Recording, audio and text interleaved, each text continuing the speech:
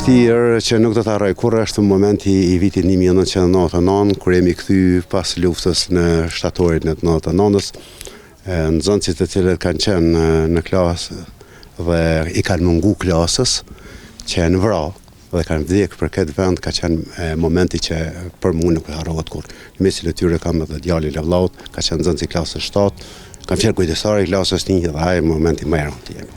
Cili është ai çelësi i suksesit që ju mban juve për kaq shumë vite në arsim?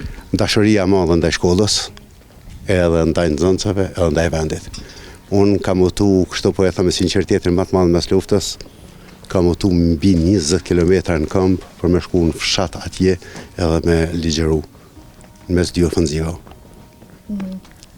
Gjithmonë arsimin e kam pas, mësimin e gjeneratave të reja, dëshirën më të madhe që nxënësit të dalin të përgatitur, e sidomos në lëndët të cilët kam ligjëru. Unë Nina Krenar që prej meje, po flasë në lamin teme, sot ka doktor, ka inxhinier, ka profesor, ka njerëz të lamive të ndryshme, të cilët kanë përzgjedhur në bazë punës dhe vullnetit që unë ju kom paraqit dhe ju mundu mi ushtilu lëndën aq ma mirë dhe aq ma kafshme atyne që të arrinë në të ardhmen të jenë dikushi për shoqërinë dhe shtetin.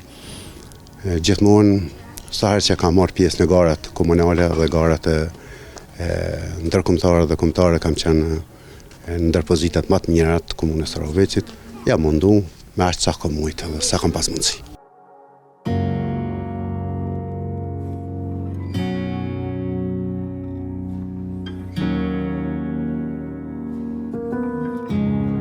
Për 38 vite me radhë ai ka kontribuar jo vetëm në arsimimin akademik të nxënësve, por edhe në formimin e tyre si njerëz të ndershëm dhe të përgjegjshëm.